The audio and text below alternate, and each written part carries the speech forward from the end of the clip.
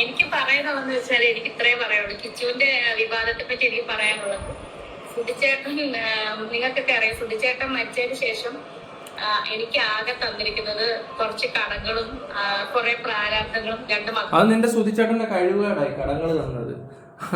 എല്ലാ പെണ്ണുങ്ങളും ഇത് തന്നെ പറയുന്നത്. മൂന്നാമത്തെ അങ്ങോട്ട് ഭാര്യയാണല്ലോ ഈ പറയുന്ന രേണു സുധി. എല്ലാരും പറയുന്ന ഒരു കാര്യം ഇതൊക്കെ തന്നെ. പിന്നെ ഒരു കമന്റ് കണ്ടിട്ടുണ്ടായിരുന്നു, മരിച്ചു മോളിൽ നിൽക്കുന്നവനെ കുറ്റം പറയാൻ നിനക്ക് നാണമില്ല എന്നുള്ള രീതിയിലാണ്. ഇവിടെ സുധിയുടെ ഭാഗത്ത് ഒരുപാട് തെറ്റുകളും കാര്യങ്ങളും ഉണ്ടായിരുന്നു. ഒരുപാട് വേദിയിൽ അവസരങ്ങൾ കിട്ടിയ ഒരു മനുഷ്യനായിരുന്നു. ഒരുപാട് കിട്ടുന്ന പൈസ എല്ലാം വെള്ളമടിച്ച് ദൂരത്തടിച്ച് കൂട്ടുകാരോടെ അടിച്ചു പൊളിച്ച് ഇങ്ങനെ നടക്കുകയായിരുന്നു. അതിൻ്റെ ആയിട്ടുള്ള പാളിച്ചും കാര്യങ്ങളുണ്ട്. പക്ഷെ സ്വന്തം ഒരു കുടുംബം ഉണ്ടെന്ന് പോലെ ഒരു ചിന്ത മനുഷ്യനില്ലാത്തതിൻ്റെ കുഴപ്പം കൊണ്ടാണ് ഇന്നിവിടെ നാട്ടുകാരിവിടെ എല്ലാവരും കൂടെ ഇരുത്തിട്ട് നിങ്ങളെ പന്ത് തട്ടി കളിക്കുന്നതെന്ന് പറയാം. ഒന്ന് ആലോചിച്ച് നോക്കി. ഇപ്പം സുധി മാത്രമല്ല മലയാള സിനിമയിലെ അല്ല, സിനിമയിൽ അഭിനയിച്ചിട്ടുണ്ട്. സുധി മാത്രമല്ല, കലാകാരൻ ഒരുപാട് ആൾക്കാരുണ്ട്. ഒരുപാട് ആൾക്കാരുണ്ട്, കലാകാരന്മാരും അതും ഇതുമൊക്കെ ആയിട്ടുള്ള ഒരുപാട് ആൾക്കാരുണ്ട്. അവരുടെ ഭാര്യമാരൊന്നും ഇതുപോലൊന്നും കാര്യങ്ങളൊന്നും കാട്ടിക്കൂട്ടി നടക്കുന്നില്ല, വെറുപ്പിക്കുന്നില്ല. ബുദ്ധിമുട്ടുള്ളവർ ഇനിയുണ്ട്. അത് ആലോചിച്ച് നോക്കുന്നല്ല. ഇവിടെ സുധിയുടെ ഒറ്റ കഴിവുകൊണ്ട് മാത്രമാണ്, കഴിവുകേട് കൊണ്ട് മാത്രമാണ് ഈ പ്രശ്നങ്ങളെല്ലാം ഉണ്ടായെന്ന് ഞാൻ പറയത്തുള്ളൂ. സുധിച്ചേട്ടൻ തന്നതിൻ്റെ അല്ലേ, ബാക്കിയും കൂടെ പറ. സുധിച്ചേട്ടൻ മരിച്ചുപോയത് ഒരുപാട് സ്വത്തുക്കളോ ഒരു സ്വത്ത് തരാതാണ് സുധിച്ചേട്ടൻ മരിച്ചുപോയത്. എന്നെ കൊണ്ട് കഴിയുന്ന പോലെ രണ്ട് മക്കളെ നന്നായിട്ട് ഞാൻ നല്ല നിലയിൽ നോക്കിയിട്ടുണ്ട്. കിച്ചുവിനെ സംബന്ധിച്ച് ഇപ്പൊ കിച്ചുവിന് 10-22 വയസ്സായി, പ്രായപൂർത്തിയായ ഒരു മകനാണ്. സോ അവനിപ്പം സ്വന്തമായിട്ട് സമ്പാദിക്കാറൊക്കെ ആയി. പിന്നെ അവൻ കിച്ചുവിൻ്റെ ഒരു ആഡ് കാണാനായിട്ടുണ്ടായിരുന്നു ഈ അടുത്ത സമയത്ത്. എല്ലാവരും കണ്ടു കാണുമായിരിക്കും. എന്തോ ഒരു ആഡ് ഉണ്ടായിരുന്നു. ഒരു ആഡ് ചെയ്ത് അത്യാവശ്യം നല്ല ഫോളോവേഴ്സ് ഉള്ള ഒരു വ്യക്തിക്കാണെങ്കിൽ നല്ല എമൗണ്ടും കാര്യങ്ങളും കിട്ടുകയൊക്കെ ചെയ്യും. നല്ല കാര്യം. കാരണം ഇങ്ങനെ എന്താ പറയണ്ടേ, ഇരന്ന് ജീവിക്കുന്നേക്കാളും നല്ലത് കാരണം എന്താണെന്ന് വെച്ചാൽ സുധിയുടെ ജീവിതത്തിൽ അതുണ്ടായിട്ടുണ്ട്, രേണുവിൻ്റെ ജീവിതത്തിൽ അതുണ്ടായിട്ടുണ്ട്. കാരണം കിച്ചുവിൻ്റെ അക്കൗണ്ടിൻ്റെ താഴെ ബാങ്ക് ഡീറ്റെയിലും കാര്യങ്ങളും ഒക്കെ ഇട്ട് ഒരു വീഡിയോ ചെയ്തൊരു മഹതി ഉണ്ടായിരുന്നു. കിച്ചുവിൻ്റെ കുറ്റവും കൂടെ മൊത്തം കുറ്റം പറഞ്ഞു കഴിഞ്ഞപ്പോഴത്തേക്ക് നിങ്ങൾ കേൾക്കേണ്ട ഒരു പോയിന്റ് എന്ന് വെച്ചാൽ, കിച്ചുവിൻ്റെ കുറ്റം പറഞ്ഞ ആ വ്യക്തി കിച്ചുവിൻ്റെ ഒരു ലൈഫ് സ്റ്റോറി കേട്ട് കഴിഞ്ഞപ്പോഴത്തേക്കൊക്കെ സിമ്പതി. പിന്നെ എൻ്റെ മോനെ കാണണമെന്നും പറഞ്ഞ് വീട്ടിൽ ചെന്നിട്ട് എന്തുവാ റൂട്ട് തിരിച്ച് അങ്ങോട്ട് പോവുക. കാരണം വേറെ മാർഗമില്ല. അങ്ങനെ ജീവിക്കുന്ന കുറേ ആൾക്കാരുണ്ട്, ട്രെൻഡിങ് മാത്രം നോക്കി ജീവിക്കുന്നത്. എന്തായാലും ഡാനി അതിന് കിട്ടത്തില്ല, അത് വേറെ കാര്യങ്ങൾ. ട്രെൻഡിങ് ആയിട്ടുള്ള ഇപ്പോൾ കിച്ചുവിനാണ് സപ്പോർട്ട് ജനങ്ങൾ കൂടുമ്പോൾ അങ്ങോട്ടേക്ക് ചാടുക, അങ്ങനെ കുറേ ആൾക്കാരുണ്ട്. അതേ ചെന്ന് പെട്ടുപോകുന്ന കുറേ പ്രേക്ഷകരുണ്ട്, സബ്സ്ക്രൈബേഴ്സ്. എനിക്ക് അവരോടും പുച്ഛമേ ഉള്ളൂ. എനിക്ക് വേണമെങ്കിൽ ഇപ്പം രേണുവിനെ കുറ്റം പറഞ്ഞ് കിച്ചുവിനെ വാഴ്ത്തി പറഞ്ഞ് വേണമെങ്കിൽ നമുക്കൊരു വണ്ടി എടുത്തുകൊണ്ട് കിച്ചുവിൻ്റെ അടുത്ത് പോയിട്ട് മോനേട്ടാ ചക്കര മുത്തേന്നും പറഞ്ഞാൽ നമുക്കും കിട്ടും ഈ പറയുന്ന സപ്പോർട്ടും കാര്യങ്ങളും ഒക്കെ. പക്ഷെ അത് ചെയ്യത്തില്ല, ചെയ്യാൻ എനിക്കത് പറ്റത്തില്ല. അത് വേറെ കാര്യങ്ങൾ. കാരണം എനിക്ക് കുറച്ച് ഇതുണ്ട്. അവൻ എന്തും പറയട്ടെ, അവന് എന്താ പറയാ, അവൻ വന്ന് പറയുന്ന അവന്റെ അഭിപ്രായങ്ങളും കാര്യങ്ങളും. ഇപ്പൊ അതിനകത്ത് വിയോജിപ്പോ കാര്യങ്ങളോ അവൻ ആരോട് പിണക്കങ്ങളോ ഒന്നുമില്ല. പിന്നെ ഇതിന്റെ പുറകിൽ ആരൊക്കെയാണ് കളിച്ചതെന്നും എന്തിനാണ് മാനിപ്പുലേറ്റിംഗ് നടത്തി, അതുപോലെ തന്നെ എല്ലാവരും റീച്ചിന് വേണ്ടിയിട്ടാണ് ചെയ്യുന്നത്. ഓക്കെ, ഇതിൻ്റെ ഇടയിൽ കളിച്ച ഒരു വ്യക്തിന്റെ കാര്യം പറയുന്നതിന് മുമ്പ് ഞാണ്ടേ സജനയുടെ ഒരു വീഡിയോ ഞാൻ വെച്ച് തരാം. ഓൾറെഡി പയ്യന്റെ കേസ് ആയിട്ട് ഞാൻ അത് സംസാരിച്ചാണ്.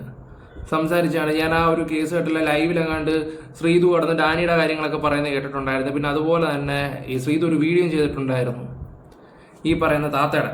ഞാൻ അതൊന്ന് വെച്ച് തരാം. ഇന്ന് വരെ ഒന്നും പറഞ്ഞിട്ടില്ല, പറയാൻ ഒരുപാട് എന്റെ കയ്യിലുണ്ട്. നിങ്ങൾ അവരെ കുറിച്ച് പറഞ്ഞു, അതിനെ ഡാനിയെ പറഞ്ഞതും ദിവ്യ പറഞ്ഞതൊന്നും ഞാൻ ഇന്നുവരെ അവരുടെ അടുത്ത് പറഞ്ഞിട്ടില്ലല്ലോ.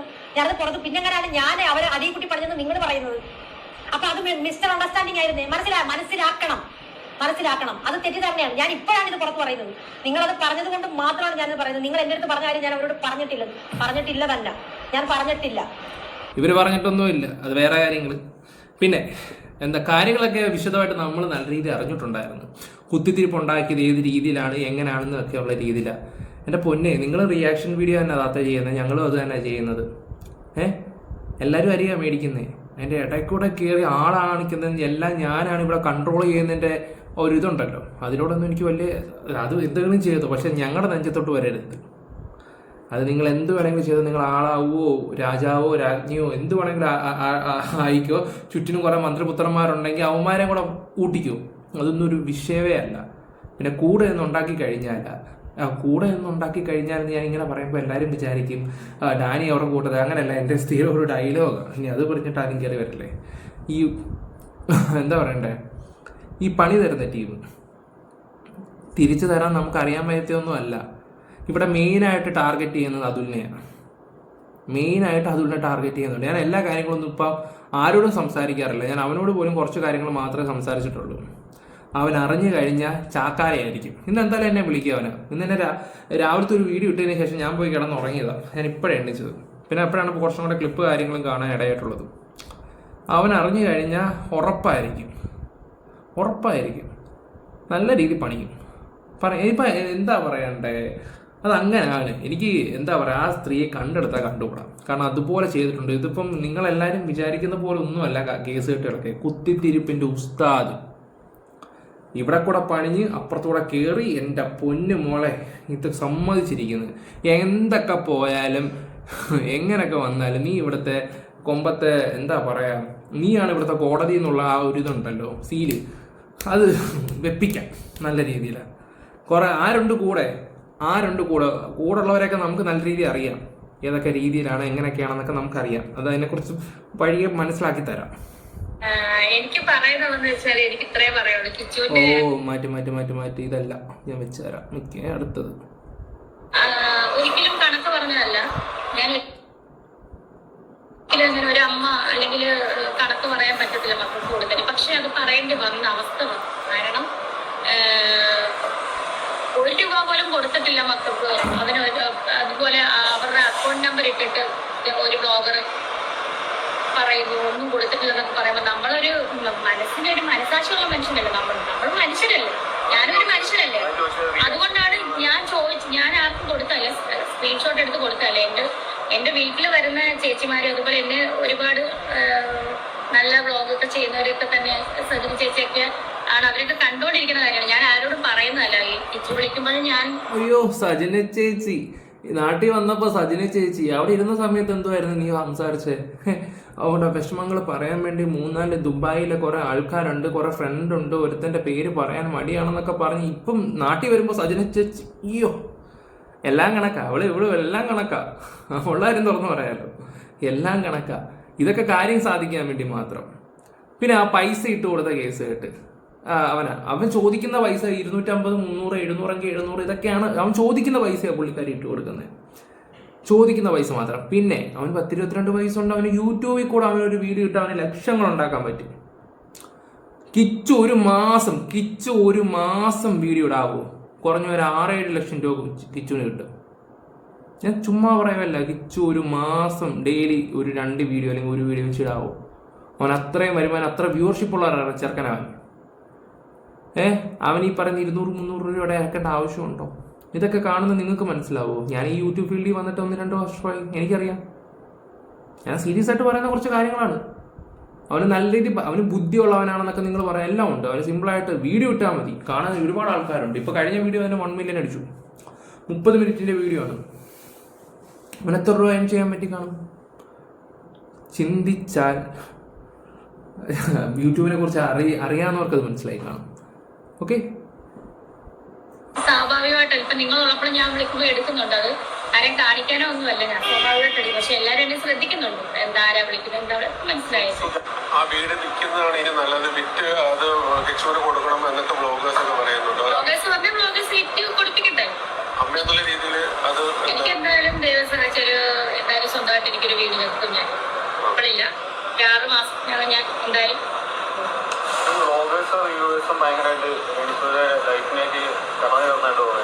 ഉണ്ട് തീർച്ചയായിട്ടും. അതെന്താണെന്നറിയോ കടന്നു കയറുന്നേ? സുധി എന്ന് പറഞ്ഞിട്ട് നീ ആ പേര് വെച്ചിട്ട് കാണിക്കുന്ന ഓരോ തോന്നിവാസങ്ങളാണ് ജനങ്ങൾ അക്സെപ്റ്റ് ചെയ്യാൻ പറ്റാത്തത്. സുധിയുടെ പേരും പറഞ്ഞ് നീ കാണിക്കുന്ന ഓരോ തോന്നിവാസങ്ങൾ എന്നിട്ട് മനസ്സിലായോ? പിന്നെ ഒരാൾ എനിക്ക് മെസ്സേജ് അയച്ചു, എന്തുവാ എടാ മോനെ നീ അവനെ ഇങ്ങനെയൊന്നും പറയുന്നത്, അവൻ കേസ് കൊണ്ട് കൊടുത്താൽ പെട്ടുപോകുന്നു. അവൻ കൊണ്ട് കൊടുക്കട്ടെ, അപ്പം ഞാൻ പെടുത്താം ബാക്കി കാര്യം. അങ്ങനെ വല്ലതും ചെയ്യുവാണെങ്കിൽ എനിക്ക് ആരെയും പെടുത്തേണ്ട കാര്യങ്ങളൊന്നുമില്ല. എനിക്ക് സത്യം പറയല്ല 3 പേരെയും കണ്ടെടുത്താൽ കണ്ടുകൂടാ. ഇവരെ ഇഷ്ടമല്ല, ആ പയ്യനെയും അവനോടൊരു മതിപ്പുണ്ടായിരുന്നു ചില കാര്യങ്ങൾക്ക്, അതും പോയി കിട്ടി. ഈ 3 എണ്ണത്തിന് എനിക്ക് കണ്ടെടുത്താൽ കണ്ടുകൂടാ. അതുപോലെ തന്നെ ഷബീനെയും ഇഷ്ടമല്ല എനിക്ക് ഇവരൊന്നും. ഉള്ള കാര്യം പറയാമല്ലോ, ഇവരൊക്കെ യൂട്യൂബിൽ വന്നിട്ട് ആൾക്കാരെ വെറും മാനിപ്പുലേറ്റ് ചെയ്യാൻ ഇവർ പഠിച്ച കളിയാണ് അവരതിനേക്കാളും ഇത്. പറഞ്ഞ് മനസ്സിലായോ? ഇവരുടെ പേരും പറഞ്ഞ് ഇവരുടെ കൊച്ചിനോട് സിമ്പതി കാണിച്ചിട്ട് പിന്നെ ഉണ്ടാക്കുന്ന എല്ലാം വേറെ പരിപാടികളാണ്. കൂടെ എന്നിട്ട് ഉണ്ടാക്കുന്ന കുറേ ആൾക്കാരുടെ അതാ ഞാൻ പറയാം. കൂടെ എന്നിട്ട് ഞാൻ ഇതിനെക്കുറിച്ചൊന്നും ഇപ്പോൾ സംസാരിക്കുന്നില്ല. ഞാൻ സംസാരിച്ചാൽ കൂടിപ്പോവും. ചേട്ടൻ മരിച്ച ചടങ്ങുകൾക്ക് ഉൾപ്പെടെയുള്ള ചെലവുകൾ വലിയൊരു ബില്ലാക്കി അത് മാനിപ്പുലേറ്റ് ചെയ്ത് കൊണ്ട് തന്നു എന്നൊക്കെ കിച്ചു പറയുന്നുണ്ട്. അവര് തന്നെ കൊണ്ട്, അതായത് ഇതിന്റെ ആൾക്കാർ ഫ്ലവേഴ്സ് ഒക്കെ തന്നെയാണ് അവര് വന്ന് ആ ബില്ല് അവര് തന്നെയാണ് എല്ലാവർക്കും കൊടുക്കുന്നത്. നമ്മളെ പപ്പായ്ക്കൊക്കെ അന്ന് ബോധം പോലും ഇല്ലാതെ കിടക്കും. പപ്പായ സീരിയസ് ആയിട്ട് കിടക്കുമായിരുന്നു. പിന്നെ അപ്പുറത്തെ വീട്ടിൽ നിന്റെ പപ്പയെ കൊണ്ട് ഉണ്ടാക്കി വെച്ചെന്നൊക്കെ പറഞ്ഞതോ? നമ്മളാരും എന്റെ കയ്യിൽ എന്തായാലും ഒന്നും തന്നില്ല. അത് ഉത്തരവാദിത്തപ്പെട്ടവർ തന്നെ കൊടുത്തിട്ടുണ്ട് ബില്ലെല്ലാം. 1,50,000 രൂപയായിരുന്നു ഫുള്ള് കഴിയുമ്പോൾ. അത് കൊടുത്തു തീർത്ത അവര് ഫ്ലവേഴ്സ് തന്നെയാണ്. ഇല്ലാത്ത കഥകൾ ഉണ്ടാക്കുന്നത് വെറുതെ റീച്ചിന് വേണ്ടിയിട്ടോ അങ്ങനെ അല്ലെങ്കിൽ സമൂഹത്തിന് വേണ്ടി മോശക്കാരിയാക്കാനാണോ? എനിക്കെന്തായാലും ചേട്ടൻ രക്തത്തിൽ പറഞ്ഞ രക്തമപ്പോഴേക്കും ഞാൻ ഒരിക്കലും അവരെ ആരെയും തള്ളി പറഞ്ഞിട്ടില്ല പറയുന്നു. ഓക്കെ, അപ്പൊ രേണു മാതൃകയായി ഈ ഒരു വിഷയത്തിൽ. എന്തായാലും ഞാനൊരു കാര്യം പറയാം. ഈ ഒരു രേണുവിൻ്റെ വിഷയത്തിലാണെങ്കിൽ പോലും അടിയിൽ കൂടുള്ള പരിപാടികൾ വരെ നടക്കുന്നുണ്ട്. സത്യം. ഇപ്പം രേണുവിനെ വിശ്വസിക്കുന്നവരുടെ അടുത്ത് എന്നിട്ട് കുത്തിത്തിരിപ്പ് ഉണ്ടാക്കുക, നമ്മുടെ അടുത്ത് കുത്തിത്തിരിപ്പ് ഉണ്ടാക്കുക, അവരും ഇവരും തമ്മിലാണ്, നിങ്ങളെയാണ് ടാർഗറ്റ് ചെയ്യുന്നത്, നിങ്ങളാണ് അങ്ങനെയാണ് മറ്റേയാണെന്നൊക്കെ, അത് വേറെ സൈഡിൽ കൂടെ. പിന്നെ രേണുവിനെ ടാർഗറ്റ് ചെയ്യുന്നു, കിച്ചുവിൻ്റെ അടുത്ത് നിന്ന് മാനിപ്പുലേറ്റ് ചെയ്യുന്നു, അങ്ങനെയൊക്കെ ഒരുപാട് കാര്യങ്ങൾ നടപ്പുണ്ട്. എനിക്കെല്ലാം അറിയാവുന്നതുകൊണ്ടാണ് ഞാനിങ്ങനെ മനസ്സിൽ വെച്ച് സംസാരിക്കുന്നത്. ഇത് കാണുമ്പോൾ നിങ്ങൾക്ക് ചിലപ്പോൾ അക്സെപ്റ്റ് ചെയ്യാൻ പറ്റത്തില്ലായിരിക്കും. ഡാനി നിലപാടില്ലാത്തവനായിരിക്കും, അങ്ങനെയുള്ളവനാണ്, മറ്റേനുള്ളവനാണ്, മറിച്ചവനാണ് എന്നൊക്കെ നിങ്ങളിരുന്ന് പറയുകയൊക്കെ ചെയ്യുമായിരിക്കാം. സോഷ്യൽ മീഡിയയിൽ നമുക്ക് എല്ലാ കാര്യങ്ങളൊന്നും വിളിച്ച് പറയാൻ പറ്റത്തില്ലല്ലോ. അവിടെ നമുക്ക് അറിയാവുന്നവരും ഉണ്ട്, വേണ്ടപ്പെട്ടവരും ഉണ്ട്. അതുകൊണ്ട് മാത്രം എന്തായാലും മര്യാദക്കൊക്കെ ഇരുന്ന അവരൊരു നല്ലത്. മര്യാദയ്ക്ക് ഇരുന്നാല ഇതൊരു താക്കീതാന്ന് കൂട്ടിക്കും. കാരണം വിളിച്ച് പറയാനാണെങ്കിലും പണിയാനാണെങ്കിലും നമുക്ക് നല്ല രീതിയിലൊക്കെ അറിയാം. അത് വേറെ കാര്യങ്ങളൊക്കെ. ഓക്കെ ഗായ്സ്, അപ്പോൾ വീഡിയോസ് ഇഷ്ടപ്പെട്ട ലൈക്ക് ഷെയർ സബ് ഒക്കെ ചെയ്യാം. നിങ്ങൾക്ക് ഇഷ്ടമായില്ലെങ്കിൽ ആദ്യമേ തന്നെ പറയാം, നിങ്ങൾക്ക് പോവാം. അൺസബ് വേണമെങ്കിൽ അടിച്ചിട്ട് പോകാം, എനിക്കൊരു വിഷയമല്ല. നിങ്ങൾക്ക് ഇഷ്ടമല്ല, എന്നെ ഇഷ്ടമല്ല, എനിക്ക് അൺസബ് അടിച്ചിട്ട് പോകാം, കാണാൻ നിൽക്കണ്ട. Okay, bye, love U.